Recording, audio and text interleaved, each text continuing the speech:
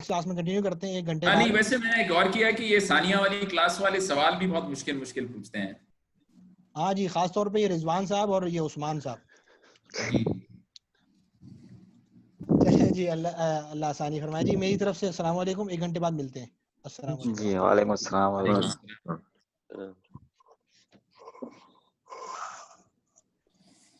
جی السلام علیکم ورحمۃ اللہ وبرکاتہ. اعوذ باللہ من الشیطان الرجیم. بسم اللہ الرحمن الرحیم. الحمد للہ الذی ہدانا الی الصراط المستقیم والصلاة علی من اختص بالخلق العظیم وعلی آلہ الذین قاموا بنصرۃ الدین القویم. اچھا تو آج کا سبق شروع کرنے سے پہلے پچھلے سبق کا ایک یا شاید پچھلا والا سبق تھا یا اس سے پہلے والا سبق تھا، اس میں کسی نے ایک سوال پوچھا تھا، تو اس کے بارے میں نے تھوڑا سا اور بھی سوچا اور کچھ میں نے ریسرچ بھی کیا، تو اس پہ میں آپ کے ساتھ مزید تفصیل شیئر کرنا چاہ رہا تھا. تو وہ سوال اور مجھے یاد نہیں ہے کس نے پوچھا تھا، لیکن سوال یہ تھا کہ یہ جو ہماری کتابوں کا جو نصاب ہے اس میں منطق کیوں پڑھائی جاتی ہے. اور ظاہر ہے کہ جو سبق آسان لگتا ہے اس کے بارے میں کوئی نہیں پوچھتا ہے کہ یہ کیوں پڑھایا جاتا ہے. جس سبق یعنی جس کلاس میں زیادہ مشکل ہوتی ہے تو لوگ اس کے بارے میں پوچھتے ہیں کہ اچھا یہ کیوں پڑھایا جاتا ہے. ٹھیک ہے، تو اس کا جو جواب میں نے آپ لوگوں کو دیا تھا وہ وہی جواب تھا وہ جو ہمارے استاد نے ہمیں دیا تھا جب ہم لوگ منطق پڑھ رہے تھے. ٹھیک ہے، اور وہ آپ کی جو ثانیہ والی جو منطق کی کتابیں ہیں وہ ان کے لیے مناسب جواب ہے. اور وہ جواب یہ تھا کہ جب آپ ثانیہ میں منطق پڑھیں گے تو پھر آگے جا کے جو کتابوں کو آپ اصول الفقہ میں اور پھر آگے جا کے نحو میں جو کتابیں ہیں اور کچھ دوسری کتابیں ہیں ان میں منطق کی جو اصطلاحات استعمال کی جائیں گی ان سے پھر آپ کو واقف ہونا ضروری ہے. وہ اس یعنی درجے میں آپ کو پڑھایا جاتا ہے. اب منطق آپ رابعہ میں بھی پڑھیں گے تو رابعہ میں جو منطق کی کتاب ہوتی ہے وہ اور بھی زیادہ مشکل ہے. اور اس کتاب کے بارے میں جو بتایا جاتا ہے وہ یہ ہے کہ جو عقلی علوم ہیں ان کے لیے پھر یہ اصطلاحات اور جو بحث آتی ہے اس سے واقف ہونا ضروری ہے. آپ سارا جو درس نظامی کا سلیبس دیکھیں تو اس کے جو یعنی جو کتابوں کی ترتیب ہے اور کتابوں کا جو اختیار ہے اس کو یعنی اس میں کچھ حکمتیں ہیں. تو ایک حکمت یہ ہے کہ یہ جتنے بھی علوم آپ اگلے 7 سال میں یعنی شروع میں 7 سال میں پڑھتے ہیں وہ سارے پھر جب دور حدیث ہوتا ہے ان سب کا وہاں پہ اپلائی ہوتا ہے. ٹھیک ہے، تو ان علوم کو سیکھنے سے پھر دور حدیث میں جو حدیث پڑھائے جاتے ہیں ان کو سمجھنے میں اور پھر جو حدیث کی بنیاد پر جو علماء کے درمیان میں اختلافات تھیں جب وہ پڑھائی جاتی ہیں تو وہ سارا آپ کو سمجھنے میں آسانی ہوتی ہے. وہ جو نصاب ہے اور جو اس کا آخر میں جو اس کا جو انتہا ہے وہاں پہ پہنچانے کے لیے یہ کتابوں کی ترتیب ہے. اور یعنی آپ یہ سمجھیں کہ ایک ایک کتاب ایک ایک اینٹ ہے اور ان ساری اینٹوں سے ایک دیوار بنائی جا رہی ہے جو 8 سال میں کھڑی کر دی جائے گی. اب وہ تو یہ 8 سال کے اندر کا جو جواب ہے وہ ہے کہ یہ کتابیں آپ کو دور حدیث کے لیے تیار کر رہی ہیں. اب جو اس کا جو دوسرا ایک دیکھنے کا طریقہ ہے وہ یہ ہے کہ یہ جو کتابیں ہیں مختلف قسم کی کتابیں شامل کی گئی ہیں. اور آپ دیکھیں گے کچھ ایسی کتابیں ہیں ابھی تو جو کتابیں آپ دیکھ رہے ہیں وہ اکثر آسان کتابیں، آپ آگے جا کے دیکھیں گے کہ کوئی ایک موضوع ہوگی جس میں وہی موضوع آپ بہت آسان کتاب میں بھی پڑھیں گے اور پھر ایک بہت ہی مشکل کتاب میں جس میں بات تو وہی کی جا رہی ہے لیکن عبارت بہت مشکل ہے. اس کا مقصد یہ ہوگا کہ آپ کو اس قسم کی کتاب پڑھنے کی عادت ہو جائے. تو یہ جو درس نظامی میں 60-70 کتابیں عربی کی پڑھائی جاتی ہیں، اگر آپ وہ ساری کتابوں کو پڑھ لیں یہ 8 سالہ نصاب میں، آگے جا کے آپ کسی بھی کتاب کا آسانی سے کر سکیں گے، آپ کو اس میں کوئی مشکل نہیں ہوگی. اور اس کا میں نے تجربہ بھی کیا ہوا ہے. تو میں نے دور حدیث کمپلیٹ کرنے کے بعد کچھ کتابیں پڑھنی شروع کی اور مجھے تعجب ہوا کہ اتنی کوئی مشکل نہیں ہوتی ہے کتابیں سمجھنے میں، استاد کے بغیر بھی، اس لیے کہ اتنی پریکٹس ہو جاتی ہے مختلف کتابوں کی. تو کچھ ایسی کتابیں ہیں عقلی علوم کی جن کو پڑھنے کے لیے آپ کو منطق جاننا ضروری ہوگا. تو یہ تو ایک جواب رہا درس نظامی کے سلسلے میں کہ منطق پڑھائی جاتی ہے. اب جو اسلامی تاریخ میں اگر آپ منطق کا جو فن ہے اگر وہ دیکھیں تو جس طریقے سے یہ علم اس شکل میں آپ دیکھ رہے ہیں وہ ظاہر ہے کہ وہ علم شکل میں صحابہ کے زمانے میں موجود نہیں تھا. ٹھیک ہے، اور یہ علم پھر مسلمانوں کے کتابوں میں کیسا پہنچا، اس کا طریقہ یہ تھا کہ جب فتوحات ہوئیں، خاص طور پہ جو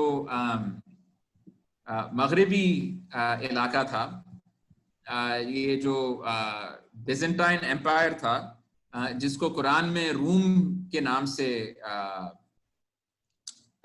ریفر کیا گیا ہے، ان کے پاس جو علمی ٹریڈیشن تھا وہ گریکس کے زمانے کی کتابیں ان کے پاس موجود تھیں. تو جب اس مسلمانوں نے وہاں پہ فتوحات کی تو ان کی کچھ کتابوں کو لوگوں نے یعنی ان کی زبان سیکھ کے پڑھنا شروع کیا اور پھر اس کی ٹرانسلیشنز کرنی شروع کی، اور ان میں سے کچھ ایسے خیالات تھے جو اسلام کی تعلیمات کے خلاف نہیں تھے، اور کچھ جو تھے وہ ہمارے عقائد کے اور خاص طور پہ توحید کے خلاف تھے. تو شروع میں تو علماء نے کہا کہ نہیں، یہ کتابوں کو پڑھنا مناسب نہیں ہے، اس لیے کہ ان کے پڑھنے سے یہ ہو سکتا ہے کہ ایک امکان ہے کہ جو ناواقف ہو وہ ان کی باتوں سے دین کی جو تعلیمات ہیں ان سے ہٹ جائے. تو شروع میں تو جو علماء کا موقف تھا وہ یہ تھا کہ ان کی کتابیں نہیں پڑھنی چاہیے. پھر یہ ہوا کہ جب یہ گریک فلسفہ جب کچھ طبقوں میں بہت زیادہ رائج ہو گیا اور اس کے ذریعے کچھ علم یعنی اسلامی علوم میں پھر لوگوں نے کچھ غلط باتیں بھی کتابوں میں لکھنا شروع کی، تو پھر علماء نے اپنا فریضہ سمجھا کہ نہیں، اب یہ علوم ہمیں سیکھنا پڑے گا اور ان کا جو ان کے اپنے اصول اور ضوابط ہیں ان کے تحت ان کے اقوال کو ہمیں رد کرنا پڑے گا، اور جو اسلامی یعنی صحیح موقف ہے انہی اصول و ضوابط کے تحت ہم ان کو ثابت کریں گے. تو اس کوشش میں امام غزالی کا نام سب سے پہلے لیا جاتا ہے.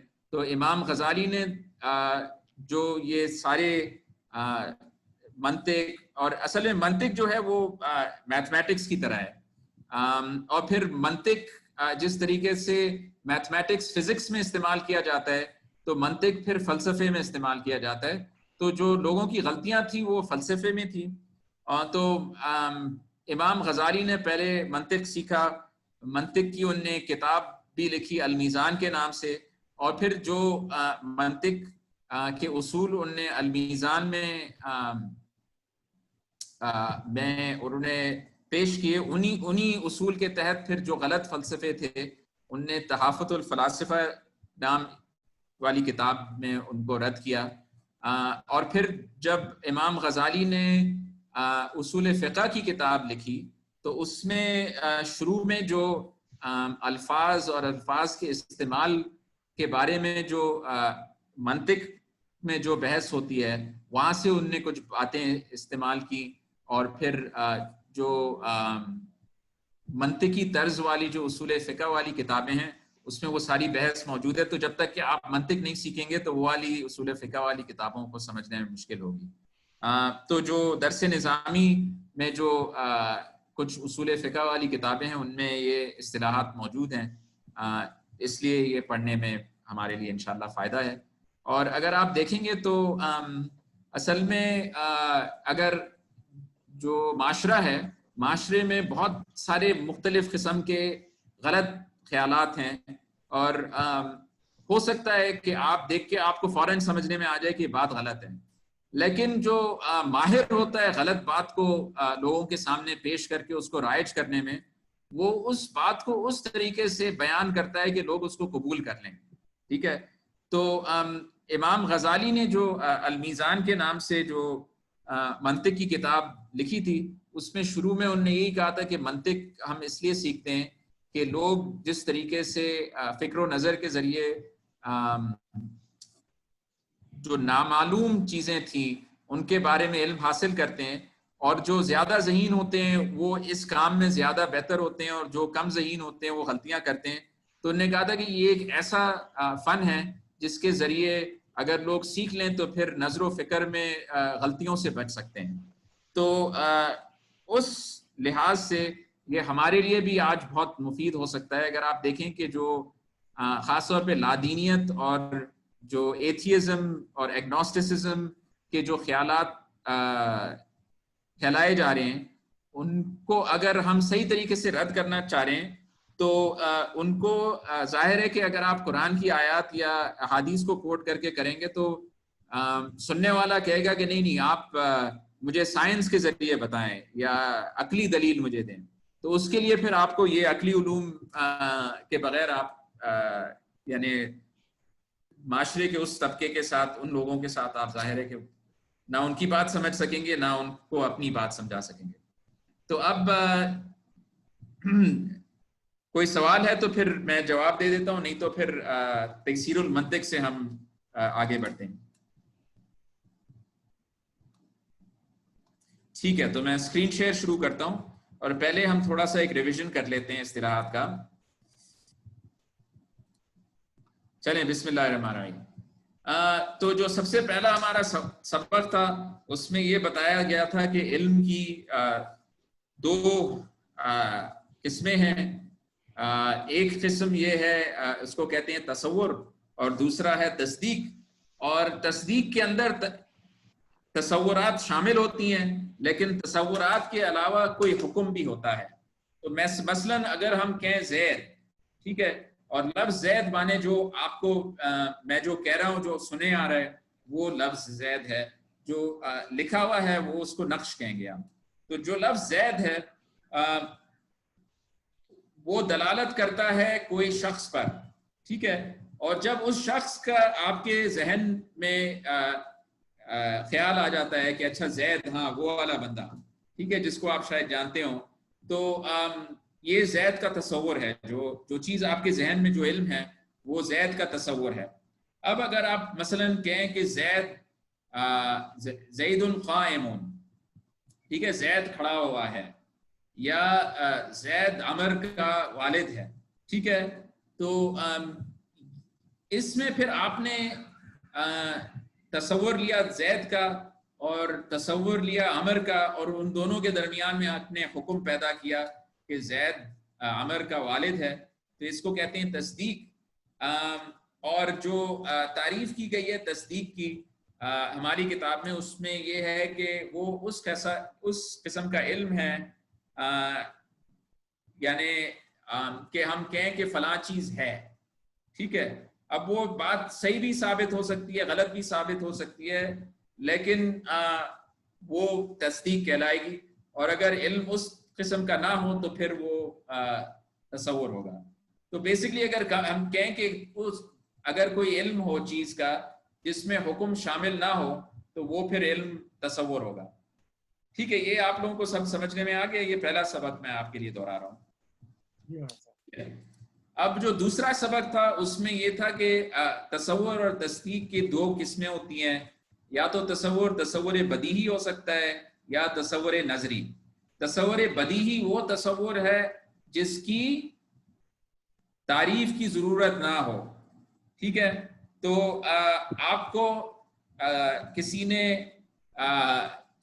لفظ شمس کہا، سورج کا ذکر کیا، تو تعریف کے بغیر آپ کو پتا ہے کہ سورج کیا ہوتا ہے.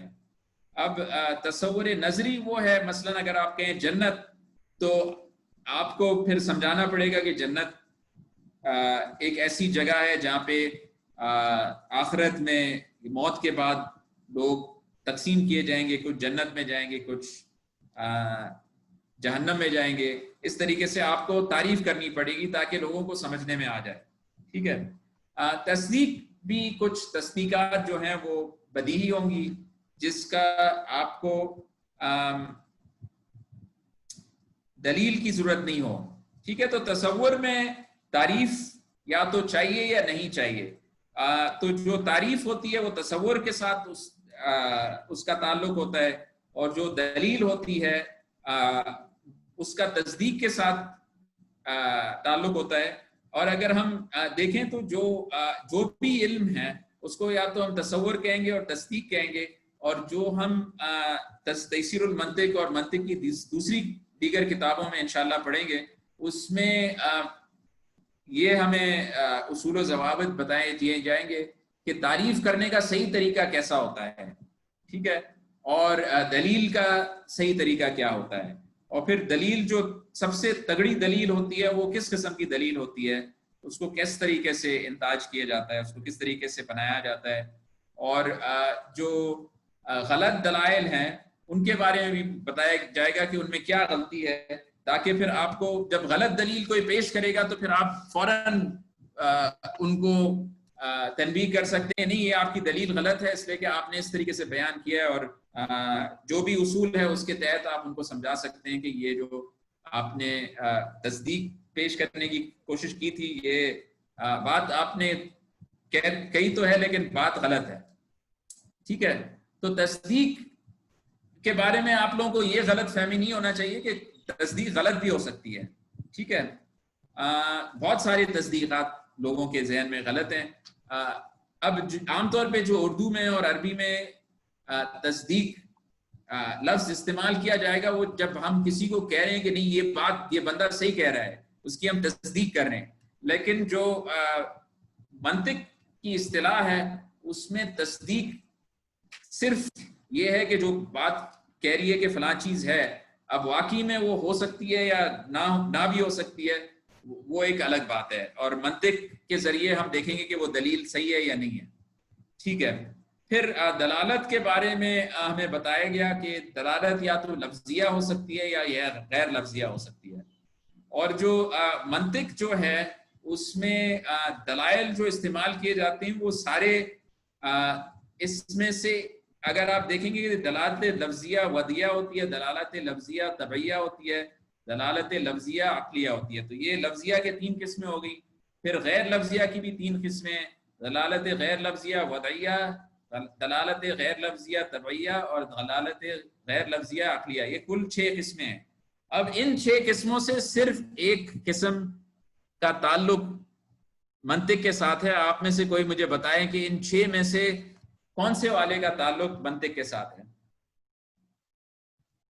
عقلیہ کا, وضعیہ کے ساتھ, ودیہ کے ساتھ. ہاں ٹھیک ہے, جو دلالت لفظیہ ودیہ ہے اس کے ساتھ, اور پھر دلالت لفظیہ عقلیہ کے بھی ساتھ ہوگا, لیکن جو اکثر بحث ہم کریں گے وہ دلالت لفظیہ ودیہ کے بارے میں ہوگی.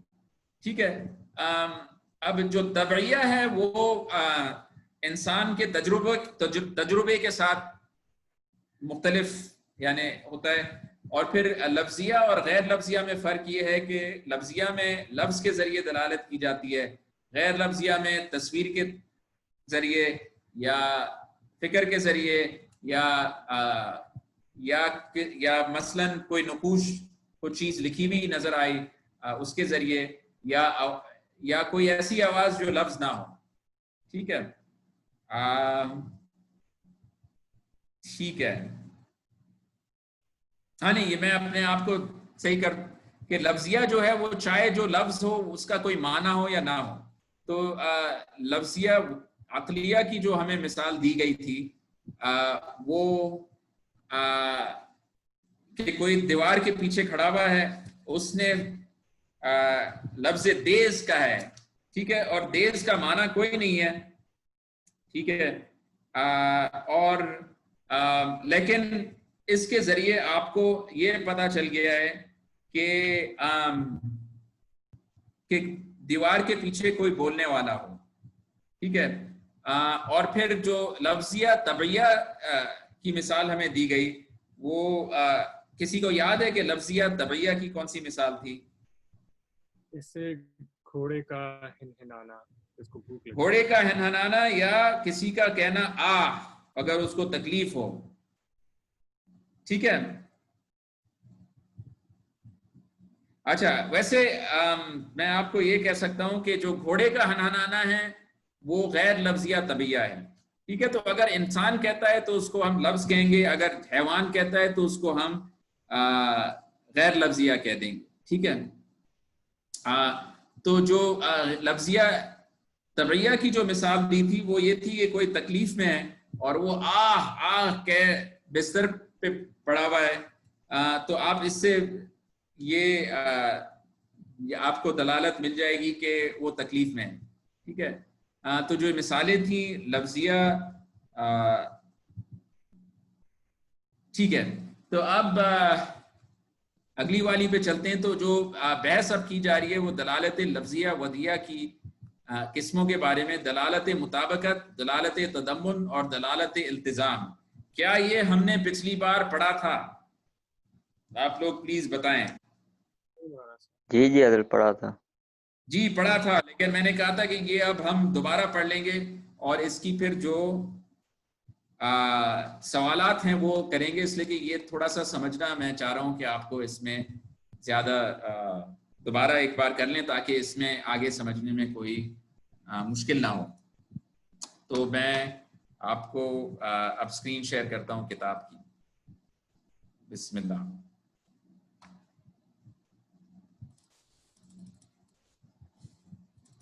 تو صفحہ نمبر 14 پہ آ جائیں. اچھا آج کون پڑھے گا؟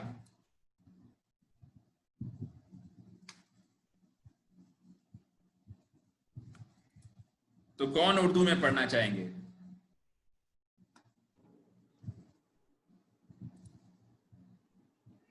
اچھا میں دیکھ رہا ہوں کہ عبد الرحمن کا مائک میوٹ پہ نہیں ہے, تو عبد الرحمن بھائی اگر آپ پڑھ لیں تو مہربانی ہوگی. جی صافی. دلالت لفظیہ وجیہ کی قسمیں. دلالت لفظیہ وجیہ کی 3 قسمیں ہیں: دلالت مطابقہ, دلالت تضمن, دلالت التزام. دلالت مطابقہ وہ دلالت لفظیہ ہے کہ لفظ اپنے پورے موضوع لہو پر دلالت کرے, جیسے انسان کی دلالت مجموعہ حیوان ناطق پر. دلالت تو اب یہ جو اگر آپ دیکھیں تو انسان جو ہے اگرچہ وہ حیوان میں شامل ہے لیکن سارے حیوان جو ہیں وہ ناطق نہیں ہوتے ہیں. بعض حیوان جو ہوتے ہیں وہ غیر ناطق بھی ہوتے ہیں. تو کوئی غیر ناطق حیوان کی مثال آپ مجھے بتائیں عبد الرحمن بھائی. حیوان غیر ناطق یہ تو سارے ہیں جو شیر. ہاں حیوان غیر ناطق کی مجھے آپ بتائیں. شیر. ہاں تو لفظ شیر کے لیے استعمال کر سکتے ہیں. کیا استعمال کر سکتے ہیں؟ دلالت مطابقہ. جو لفظ انسان ہے ٹھیک ہے نا, نہیں وہ کیا شیر؟ ہاں نہیں ہو سکتا ہے, اس لیے کہ جو شیر ہے وہ تو ناطق نہیں, وہ حیوان ہے لیکن ناطق نہیں ہے. شیر انسان میں شامل نہیں ہوتا. ٹھیک ہے نا. تو اگر ہم لفظ انسان استعمال کریں اور اس سے ہم حیوان ناطق کی بات کر رہے ہیں, یعنی جس مراد پر جو مفہوم پر, یعنی دال, ایک تو دال ہوتا ہے اور ایک مدلول ہوتا ہے. ٹھیک ہے نا. تو اگر ہم کہہ رہے ہیں کہ دال انسان ہے اور ہمارا مقصد یہ ہے کہ مدلول حیوان ناطق ہے, تو انسان جو چیز ہے اور حیوان ناطق جو چیز ہے وہ دونوں ایک ہی چیزیں ہیں. ٹھیک ہے نا. تو اس میں اگر آپ بیسکلی دیکھیں کہ حیوان جو ہے وہ ایک گروپ ہے, لیکن اس گروپ میں بعض جو ہیں افراد یا بعض قسمیں جو ہیں وہ ناطق ہیں اور جو دوسری قسمیں ہیں وہ غیر ناطق ہیں. اب جو انسان ہے اس میں سارے جتنے بھی حیوان ناطق ہیں وہ انسان میں شامل ہو جائیں گے. ٹھیک ہے. باقی جو غیر ناطق ہیں وہ انسان نہیں ہوں گے. ٹھیک ہے. تو انسان اور حیوان ناطق میں کوئی فرق آپ کو نہیں پایا جائے گا. جس چیز پہ انسان کہنا صحیح ہوگا کہ یہ انسان ہے, اس کے بارے میں ہم یہ بھی کہہ سکتے ہیں یہ حیوان ناطق ہے. ایسا کوئی آپ کو نہیں ملے گا جس کے بارے میں آپ کہہ سکتے ہیں کہ یہ حیوان ناطق ہے اور وہ انسان نہ ہو. یہ بھی آپ کو کوئی بھی نہیں ملے گا جس کے بارے میں آپ کہہ سکتے ہیں کہ یہ انسان ہے اور یہ حیوان ناطق نہیں ہے. ٹھیک ہے. تو یہ جو دلالت ہوگی وہ جامع بھی ہوگی اور مانع بھی ہوگی. جامع اس طریقے سے ہوگی کہ تمام انسان جتنے بھی ہیں وہ سارے حیوان ناطق ہوں گے, اور مانع بھی ہوگی اس لحاظ سے کہ اگر کوئی حیوان ناطق نہیں ہوا ہے تو اس کے بارے میں ہم یہ بھی کہہ سکتے ہیں کہ وہ انسان بھی نہیں ہے. ٹھیک ہے. تو جو دلالت ہے وہ یہ جو لفظ وضع کیا گیا ہے وہ موضوع لہو. ٹھیک ہے. تو ایک موضوع ہے اور موضوع لہو ہے. تو موضوع جو ہے وہ انسان ہے, موضوع لہو جس کے لیے وہ وضع کیا گیا ہے وہ حیوان ناطق کے لیے ہے. تو ان دونوں میں 100% مطابقت ہے, اور یہ جو دلالت ہے وہ جامع ہے اور مانع ہے. ٹھیک ہے. اب بھائی عبد الرحمن اب دلالت تضمن کا پڑھیں. جی, دلالت تضمن یہ ہے کہ لفظ اپنے موضوع لہو کے جز پر دلالت کرے, جیسے انسان کی دلالت حیوان پر یا ناطق پر. ٹھیک ہے. تو اگر ہم کہہ رہے ہیں کہ جو موضوع فرض کریں یا جو دال ہے وہ لفظ انسان ہے, اور ہم اس سے مراد حیوان کی لینا چاہ رہے ہیں, تو کیا سارے انسان حیوان واقعی میں ہیں؟ کیا یہ سچ ہے؟ جی, تو کوئی ایسا انسان ہے جو حیوان میں سے شامل نہیں ہے؟ نہیں, ایسا نہیں ہے. لیکن یہ معنی نہیں ہے, اس لیے کہ اگر ہم کہیں کہ کوئی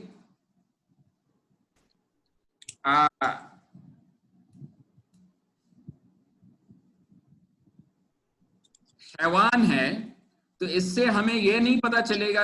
ہو سکتا ہے کہ وہ انسان ہو سکتا ہے کہ وہ انسان نہ ہو. ٹھیک ہے نا. تو ممکن ہے کہ ہم کسی کے بارے میں کہیں کہ کسی چیز کے بارے میں کہیں کہ یہ حیوان ہے اور پتا چلا کہ وہ انسان نہیں ہے. ٹھیک ہے. تو وہ جامع ہوگا, معنی نہیں ہوگا. ٹھیک ہے. اسی طرح اگر ہم کہیں ناطق, تو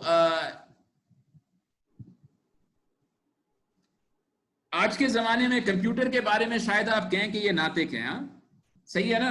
لیکن کیا کمپیوٹر حیوان ہے؟ نہیں. ہاں. تو یہ جو آرٹیفیشل انٹیلیجنس ہے, فرض کریں کہ ہم اس کے بارے میں کہیں کہ یہ اس میں کوئی ایک ناطق کا ایک کی شکل موجود ہے, لیکن ہم یہ نہیں کہہ سکیں گے کہ یہ حیوان ہے. اسی طرح اگر آپ دیکھیں تو جو مخلوقات ہیں جن کو شاید آپ حیوان میں شامل نہیں کریں گے, ٹھیک ہے نا, نہ آپ ملائکہ کو حیوان میں شامل کریں گے. ٹھیک ہے. لیکن ان کے بارے میں ہم کہہ سکتے ہیں کہ وہ ناطق ہیں. ٹھیک ہے. ان میں سمجھ ہے. ٹھیک ہے. تو تمام انسان ناطق ہوں گے, لیکن ضروری نہیں ہے کہ کوئی ناطق ہے تو وہ انسان بھی ہو. ٹھیک ہے. اچھا, تو دلالت مطابقت ہے, دلالت تضمن ہے, اور پھر جو تیسری ہے دلالت التزام. عبد الرحمن بھائی.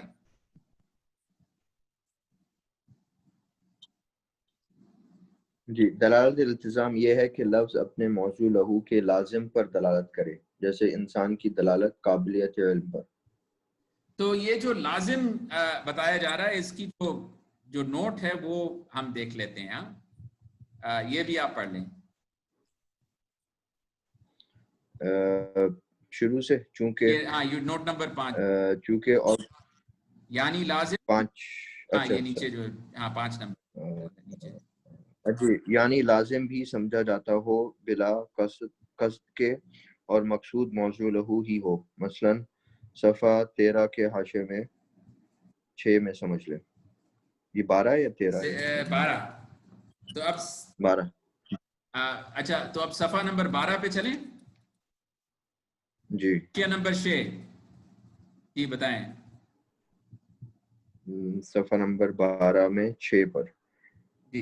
یعنی طبیعت یہ چاہتی ہے کہ جب اس میں یہ مدلول پایا جائے تو زبان پر یہ دال لفظ آ جائے, کہ جب رنج ہو تو زبان پر آئے, پھر رنج پر دلالت کرے گا. ٹھیک ہے. تو اس میں یہ اصل میں یہ جو آ ہے وہ یہ جڑا ہوا ہے یہ رنج جس کے بارے میں کیا جا رہا ہے نا، تو رنج کا موجود ہونا یہ لازم ہوتا، اس سے یہ لازم ہوتا ہے کہ یعنی یہ جو آواز ہے وہ اس سے ہم یعنی وہ ہم کہیں گے کہ یہ اس کی ایک یعنی یہ جو دونوں چیزیں ایک ساتھ پائے جاتی ہیں، ہاں، کہ جو جس میں تکلیف پائے جاتا ہے اس میں پھر یہ آ کی آواز بھی پائی جاتی ہے، ٹھیک ہے۔ تو اگر انسان کو دیکھیں تو انسان کے اندر قابلیت علم پر دلالت کرتا ہے، تو یہ ایک چیز جو انسان میں پائی جاتی ہے لازم ہوتی ہے وہ اس کو، تو یہ تو مثلا اگر آپ دیکھیں کہ اب اصل میں دلالت مطابقت سمجھنا زیادہ آسان تھا، اب ان دونوں میں آپ کو فرق سمجھنا ہے کہ ٹھیک ہے کہ یہ جو دو ہیں اس میں مطابقت نہیں ہے۔ اب کس طریقے سے مطابقت نہیں ہے؟ اس طریقے سے مطابقت نہیں ہے کہ یہ جو حیوان ہے، ٹھیک ہے، انسان حیوان کے اندر تو شامل ہے، ٹھیک ہے، لیکن کچھ حیوان انسان ہے اور کچھ کچھ حیوان انسان نہیں ہے، ٹھیک ہے۔ تو یہ جو گروپ ہے یا کیٹیگوری ہے حیوان کی، اس میں کچھ ایسے بھی قسم ہیں جو انسان نہیں ہے۔ اب یہ جو قابلیت علم ہے یہ انسان کے اندر کوئی صفت پائی جا رہی ہے، ٹھیک ہے نا، تو وہ تو یہ صفت اگر ہم انسان کے بارے تو ٹھیک ہے کہ یہ صفت انسان کے اندر تو پائی جاتی ہے، لیکن قابلیت علم جو ہے وہ دوسری مخلوقات میں بھی موجود ہے۔ اگر آپ مثلا دیکھیں کہ ملائکہ وغیرہ جو ہیں ان میں بھی موجود ہے، ٹھیک ہے۔ اور قابلیت علم جو ہے وہ ایک کیٹیگوری نہیں ہے، وہ ایک صفت ہے۔ تو دلالت تضمن اور دلالت التزام میں فرق جو مجھے پایا جا رہا ہے وہ یہ ہے کہ اس میں ایک کیٹیگوری ہے، ایک گروپ ہے، اور یہ جو ہے یہ ایک اس کے اندر ایک صلاحیت یا ایک صفت ہے جو انسان میں پائی جاتی ہے، لیکن وہ انسان کا یعنی انسان کی حقیقت یا انسان کا حصہ نہیں ہے۔ اچھا ٹھیک ہے، تو اب جو سوالات ہیں اس سے ہم واضح کرنے کی کوشش کرتے ہیں کہ ہمیں یہ سبق سمجھنے میں آ گیا یا نہیں آیا۔ تو اب سر جی ایک سوال جی ضرور پوچھیں آپ، اگر آسان ہے تو پھر ٹھیک ہے۔ یہ جو ہم نے پتا دلالت تضمن، جب کوئی بھی دلالت ہم سامنے آتی ہے تو ہم دلالت کو ان اٹ سیلف دیکھ کر اس کا احاطہ نہیں کر سکتے، کون سی ہے، ہمیں مدلول کو دیکھنا پڑے گا، اس کے بعد ہم دلالت کا جی بالکل، بتا سکیں گے۔ آپ کو یہ پتا ہونا کہ دال کیا ہے اور مدلول کیا ہے، یا موضوع کیا ہے، موضوع لہو کیا ہے، اور پھر آپ بتائیں گے کہ یہ تضمن ہے یا مطابقت ہے، ٹھیک ہے، ٹھیک، اور پھر التزام کے ساتھ بھی ایسا۔ جی جی۔ اچھا، اشیاء ذیل میں دال اور مدلول لکھے جاتے ہیں، ٹھیک ہے، تو جو پہلا لفظ ہے وہ دال ہے، جہاں پہ انسان تھا وہاں پہ اب وہ پہلا والا لفظ ہے، ٹھیک ہے، اور پھر جو دوسرا لفظ ہے وہ مدلول ہے۔ تو اسی لیے جو آپ کا سوال تھا، اسی لیے دونوں یہاں پہ دال بھی بتایا گیا ہے اور مدلول بھی بتایا گیا ہے۔ تو یہ جو تین قسم کی دلالتیں ہیں یہ ان دونوں کے درمیان میں جو حکم بن رہا ہے اس کو کہتے ہیں، ٹھیک ہے۔ تو اچھا، تو لفظ نابینا، ٹھیک ہے، تو لفظ نابینا جو دلالت کرتا ہے وہ دلالت لفظیہ وضعیہ ہے، کہ کسی نے یہ لفظ نابینا کو خاص کیا ہے کسی چیز کے لیے۔ تو اب جو نابینا ہے یہ اگر ہم اس کو دال سمجھیں اور آنکھ کو مدلول سمجھیں تو ان دونوں کے درمیان میں کس قسم کی دلالت پائی جا رہی ہے؟ کیا ہر آنکھ نابینا ہوتی ہے؟ نہیں استاد جی، نہیں، تو یہ دلالت مطابقت ہو سکتی ہے کیا؟ نہیں نہیں۔ اچھا، تو اب نابینا ہے اور آنکھ ہے، ٹھیک ہے، تو اب ان دونوں کے درمیان میں آپ کے خیال میں دلالت تضمن ہے یا دلالت التزام ہے؟ تو کیا یہ انسان اور حیوان کی طرح ہے یا کیا یہ انسان اور قابلیت علم کی طرح ہے؟ یہ دلالت قابلیت کی طرح التزام جی قابلیت التزام کی طرح ہے. کوئی کہہ رہا ہے التزام کی طرح, کوئی کہہ رہا ہے اچھا ہاں تو اچھا کوئی کہہ رہا تھا التزام کی طرح اور کوئی کہہ رہا ہے کہ قابلیت علم کی طرح ہے. جی جی وہی تضمن التزام کی طرح. تضمن ہے اچھا استاد تو جی. کوئی اور کہہ رہے ہیں تضمن. اچھا تو جو تضمن کہہ رہے ہیں وہ بتائیں کہ تضمن کیوں ہونا چاہیے. استاد جی جیسے دلالت کرتی ہے نا حیوان اور ہے یا حیوان ناطق پہ,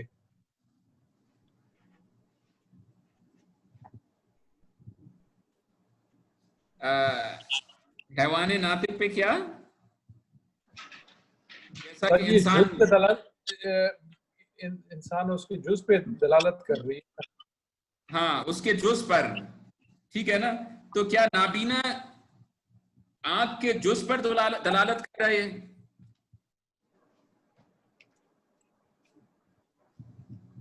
کیونکہ ہر آنکھ نابینا تو نہیں ہو سکتی, اس لیے اس کے جز پر کر رہی ہے.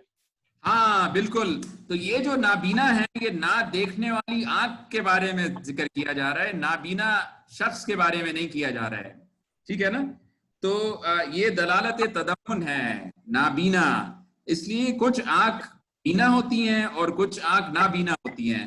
تو جو نابینا آنکھ ہوتی ہے وہ صرف آنکھ کے جز پر دلالت کرتی ہے. بالکل.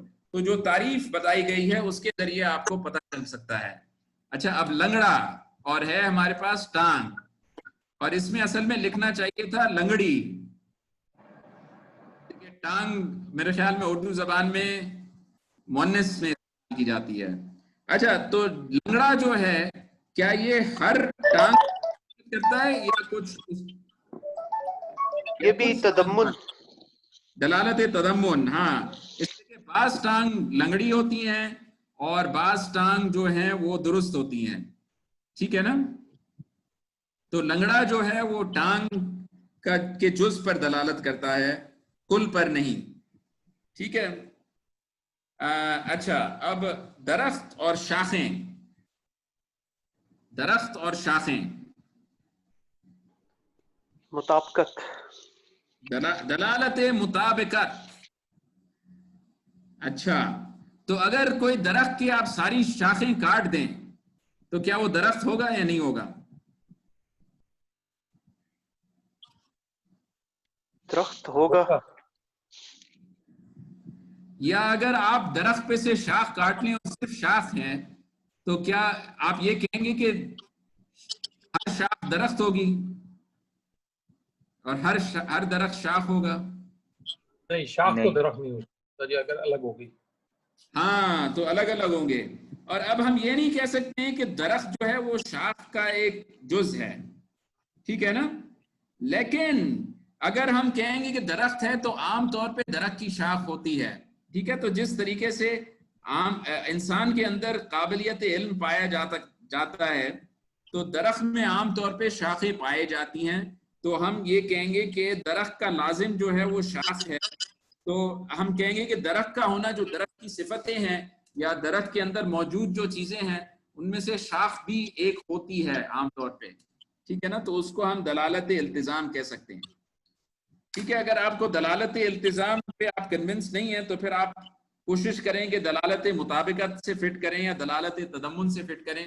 جب آپ اس میں ناکام ہو جائیں گے تو پھر ہم کہہ سکتے ہیں کہ اچھا ٹھیک ہے, اس طریقے سے ہمیں پتہ چل گیا کہ چونکہ ان تینوں میں سے ایک کوئی نہ کوئی دلالت ہونی چاہیے, ٹھیک ہے نا. لیکن استاد جی جو مطابقت ہے جیسے ہم اس کی کہتے ہیں کہ پورے موضوع پر دلالت کریں, تو جتنے بھی درخت ہیں ان سب کی شاخیں تو ہیں, کوئی ایسا درخت نہیں ہو سکتا جس کی شاخیں نہ ہو. تو یہ مطابقت کی طرف زیادہ نہیں ہوگا؟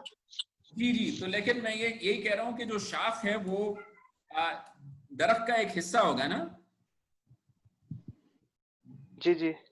جی میں جیسا انسان ہے تو انسان کا دل تو ہوتا ہے نا, انسان میں دل موجود تو ہوتا ہے نا, کہ آپ کو کوئی ایسا انسان نہیں ملے گا جس کے اندر دل نہ ہو, ٹھیک ہے نا. لیکن دل جو ہے وہ خود انسان تو نہیں ہے نا, دل جو ہے وہ انسان کا ایک حصہ ہے, ایک ٹکڑا ہے. اسی طریقے سے شاخیں جو ہیں وہ درخت کا ایک ٹکڑا ہیں، اور ٹھیک ہے کہ ہم یہ کہہ سکتے ہیں کہ یہ جو لفظ درخت ہے وہ شاخ کے لازم پر دلالت کرتا ہے، لیکن اس لیے کہ جہاں پہ شاخ ہوتی ہے وہاں پہ درخت بھی ہوگا، یا درخت تھا یا ہوگا، ٹھیک ہے نا. تو شاخ کی جو لازم ہے وہ درخت ہے، کہ درخت کے بغیر شاخ نہیں پیدا ہوتی، ٹھیک ہے. لیکن شاخ اور درخت ایک ہی چیز نہیں ہے، ان میں یعنی جو مطابقت جو ہم کہہ رہے ہیں وہ یہ ہے کہ یہ جو چیز ہے وہ 100% وہی دوسری چیز ہے. تو درخت جو ہے وہ 100% شاخ نہیں ہے، شاخ درخت کا ایک جز ہے. تو اس لیے میں التزام میں فٹ کروں گا اس کو، مطابقت میں نہیں فٹ کروں گا. آپ لوگوں کو یہ بات واضح ہو گئی؟ اچھا چلیں بسم اللہ. اچھا اور ناک، تو کوئی ہمیں بتائے کہ نکٹا کیا ہوتا ہے؟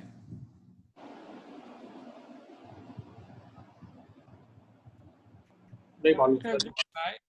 گائے کی ناک میں ڈالا جاتا ہے نکیل؟ اس کی جو گائے یا بھینس کی ناک میں ڈالا جاتا ہے نکیل، وہ تو نہیں ہے؟ اچھا ہو سکتا ہے، پتہ نہیں.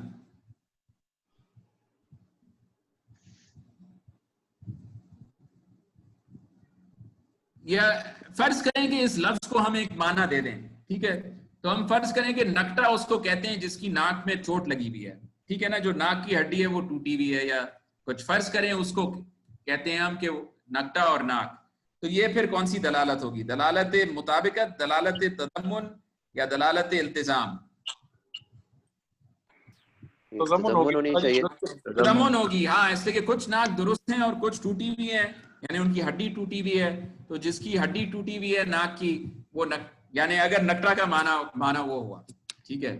مجھے ویسے یاد نہیں ہے کہ نکٹا کا معنی ہوتا کیا ہے، اور میں سمجھ رہا تھا کہ آپ میں سے کسی کو پتا ہوگا، لیکن یہ لفظ آپ بھی اس کے ساتھ واقف نہیں ہے.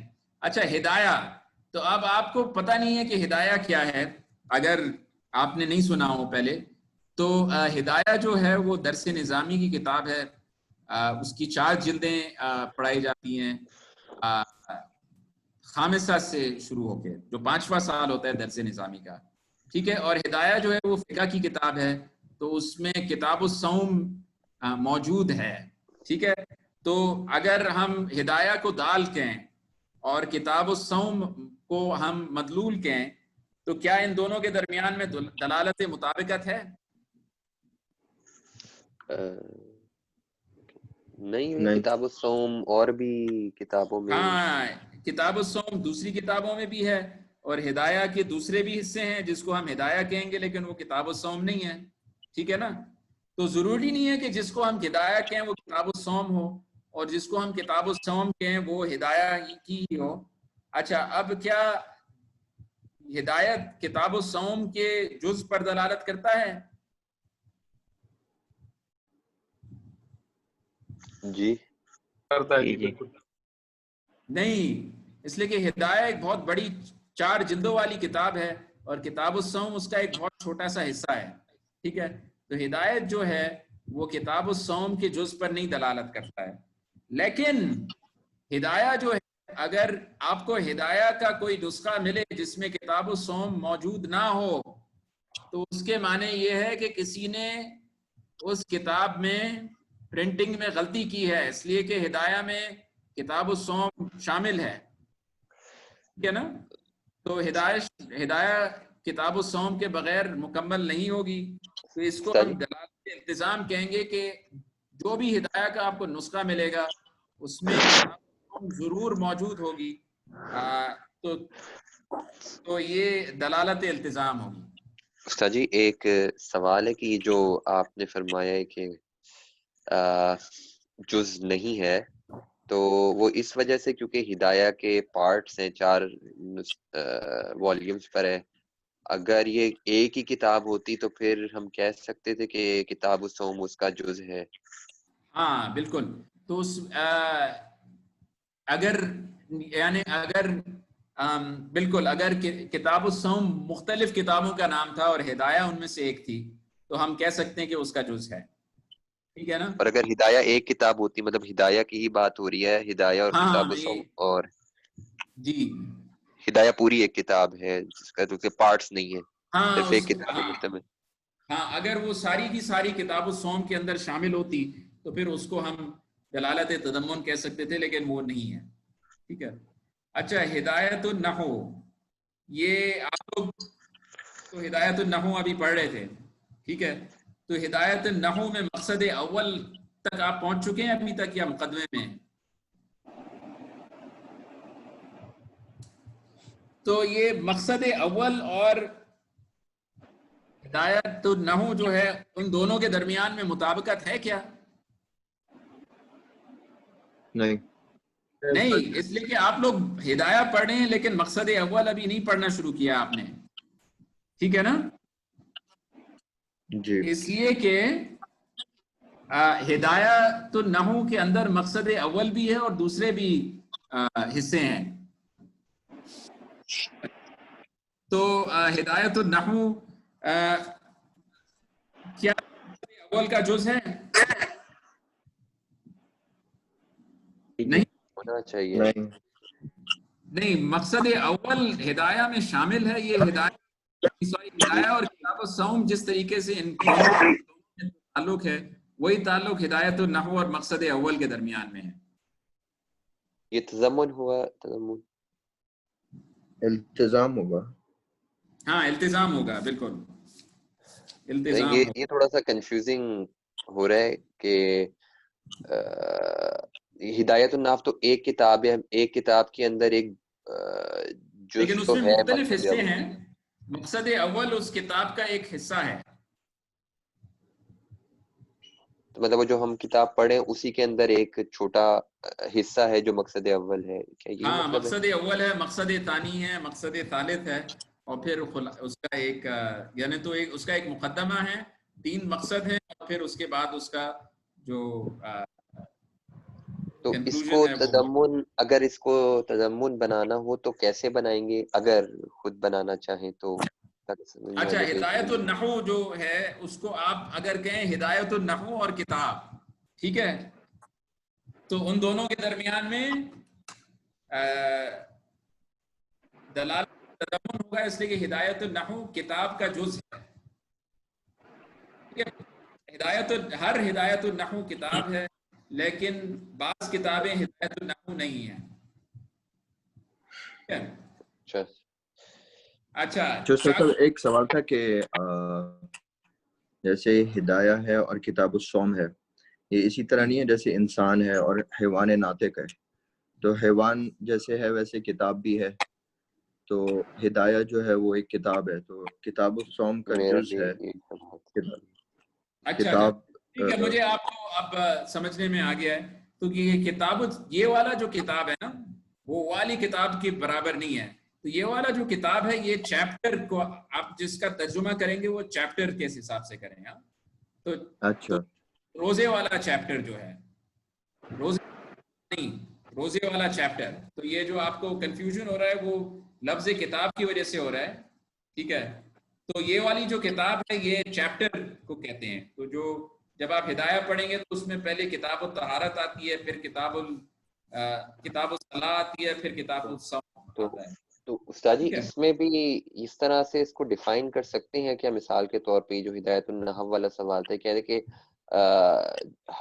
ہر ہدایت النحو میں مقصد اول ہے اور مقصد بالکل اول بھی ہر ہدایت النحو میں ہوگا ہی، تو یہ یہاں پر تھوڑی سی نہیں، اس لیے کہ دیکھیں مقصد اول جو ہے نا وہ کسی اور کتاب میں بھی ہو سکتا ہے کہ اس میں کوئی مقصد اول ہو.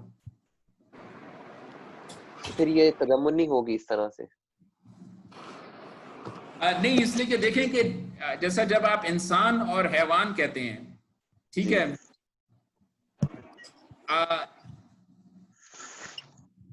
انسان اور حیوان جو ہے تو انسان حیوان کا جز ہے. ٹھیک ہے. اب مقصد اول جو ہے وہ ہدایت النحو کا کبھی جز تو نہیں ہوگا نا. مقصد اول جو ہے وہ یا تو ہدایہ کا جز ہے یا ہر کتاب کا اس کا ایک حصہ ہے، مقصد اول ہے.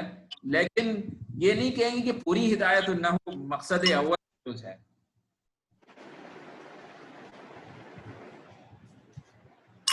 تھوڑا سا یہ کنفیوزنگ سا ہو رہا ہے. تھوڑا سا یہ کنفیوزنگ ہے. اور میں ایسا کروں گا کہ اگلی دفعہ آپ کو شاید بہتر طریقے سے سمجھانے کی کوشش کروں گا. اچھا، چاقو اور اس کا دستہ. چاقو جو ہم کہیں گے کیا وہ پورے دستے پہ دلالت کرتا ہے؟ نہیں سر. اور کیا چاقو دستے کا جز ہے؟ نہیں. ٹھیک ہے، لیکن کیا دستہ چاقو کے لیے لازم ہے؟ بالکل. ہاں، دستے کے بغیر چاقو نہیں ہو سکتی ہے، اس لیے کہ چاقو جو ہے وہ دستہ اور پھل کا مجموعہ ہے. ٹھیک ہے، تو اس میں آپ دیکھیں گے جو مثالیں ہیں، جو پہلی والے مثالیں ہیں، پہلی جو دو، اس میں اصل میں ہمیں صرف انہوں نے دلالت تضمن اور دلالت التزام دیا ہے. دلالت مطابقت ہم نے کوئی اور نہیں دی انہوں نے. ٹھیک ہے، اس لیے کہ جو دلالت مطابقت ہے وہ ایک بہت مشکل چیز ہے، اور وہ آگے جا کے ہمیں کچھ اور دلالت مطابقت ملیں گی. لیکن ابھی تک انہوں نے دلالت مطابقت ہمارے پاس، ہمارے علم میں صرف ایک ہی دلالت مطابقت ہے، وہ ہے انسان اور حیوان ناطق. ٹھیک ہے، اور میں دیکھ رہا ہوں کہ اچھا وقت پورا ہونے والا ہے. اگلے سبق کا میں ایک چارٹ آپ کے ساتھ شیئر کر لیتا ہوں، تاکہ پھر جب ہم اگلی دفعہ اس کو پڑھیں گے تو پھر آپ کو اس میں آسانی ہوگی. تو اگلے والے سبق کا جو چارٹ ہے وہ یہ ہے کہ جو ہے وہ یا تو والا تھا. جی بتائیں سوال. یہ تضمن ہوگا لاسٹ جو ہے چاقو اس کا دستہ. چاقو اور اس کا دستہ، ٹھیک ہے، اور یہ دستے کا جز ہے. جی. کیا ممکن ہے کہ آپ کو دستہ پائے جائے اور اس کے ساتھ چاقو نہ ہو؟ نہیں، ممکن نہیں ہے نا، کہ ہر چاقو میں دستہ ہونا لازمی ہے. ٹھیک ہے نا؟ تو اصل میں چاقو دستے کا جز نہیں ہے. دستہ جو ہے وہ چاقو کے اندر کوئی ایک لازم چیز ہے جو موجود ہوتی ہے.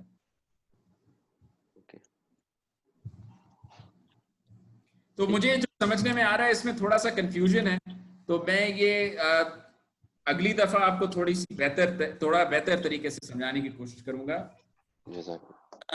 لفظ کے بارے میں ہم کہیں گے کہ ہر لفظ جو ہے وہ یا تو مفرد ہوگا یا مرکب ہوگا. ٹھیک ہے، اور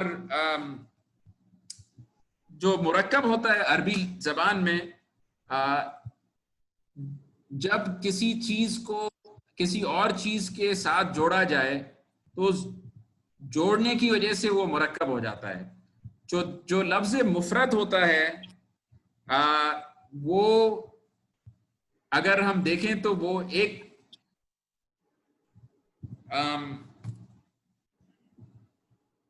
جیسا اگر ہم کہیں قلم، تو قلم جو ہے وہ مفرد ہوگا، اور جو مرکب ہوگا قلم کے ساتھ، اگر ہم کہیں کہ قلم لال رنگ کا ہے، ٹھیک ہے، لفظ مرکب ہوگا. اگر ہم صرف قلم کہیں گے وہ مفرد ہے. تو یہ تو آپ کو ایسا لگ رہا ہے کہ یہ تو بات تقریباً بدیہی ہے آپ لوگوں کے لیے، لیکن جب ہم مفرد کی تعریف پڑھیں گے منطقی اصطلاح والی سبق ششم میں، تو آپ کو پتہ چلے گا کہ بات اتنی آسان نہیں ہے، اور مفرد کی جو 4 قسمیں ہیں وہ آپ کو بیان کی جائیں گی اگلے والے سبق میں انشاءاللہ. ٹھیک ہے، تو اب میں اپنا شیئر بند کر لیتا ہوں، اور آپ سے انشاءاللہ اگلے ہفتے ملاقات ہوگی. اور آپ کو شاید پتا ہوگا کہ درس نظامی کے جو امتحان ہیں وہ آج کل چل رہے ہیں. تو آج پہلا والا پرچہ تھا، تو آج میرا پرچہ تھا سنن نسائی، سنن ابن ماجہ اور شمائل ترمذی کا. اب 5 اور پرچے ہیں. آپ لوگ سب سے درخواست ہے کہ دعا کریں کہ انشاءاللہ اللہ تعالی ہمارے لیے اور جو مدرسے کے جتنے بھی طلباء ہیں ان کے لیے آسانی فرمائیں یہ امتحانات میں، اور ہمیں امتحان میں بھی صحت اور ایمان وغیرہ کے لحاظ سے حفاظت فرمائے آپ. آمین. آمین. آمین. حل بھائی ایک دن میں 3 پرچے. یار یہ میں یہ سوچ رہا ہوں یہ جو ہم پڑھ رہے ہیں یہ تو عجیب تھوڑی سی نا. بار بھائی تیار ہو جائے بھائی. یار یہ ایک واقعی دن میں کچھ سمجھ میں آ رہا ہے یار آپ لوگوں کے. میں تو بالکل ہر جگہ کنفیوز ہی ہوتا ہوں کہ واقعی کون سی والی ٹائپ ہے, اور اتنی گاڑی سی محنت ٹائپس والے ہیں. سبجیکٹس ہیں. ہاں جی محنت والے سبجیکٹس ہیں, ایسے ہی تو دماغ میں نہیں ہے چڑھنے. یار ہفتے میں ایک دن میں کیا ہوگا, 1 گھنٹے میں وہ بھی کچھ بھی نہیں ہوگا. یار قاضی صاحب السلام مین ہے علیکم. پڑھنے کے بعد نا اپنا ٹائم نکال کر اسے پڑھنا پڑے گا, ورنہ وہی ہوگا جو سرف کے ساتھ ہوا یار تھا. میں آپ کو کتاب السلام اپنا علیکم کچھ ورحمۃ اللہ. ٹائم نکالنا پڑے گا. وعلیکم السلام ورحمۃ اللہ. جی حضرت. وعلیکم السلام. جی کتاب کھولیے رضوان, اسکرین شیئر کریں. ہدایت النحو. یار حضرت کا سافٹ ویئر اچھا تھا, گراف والا.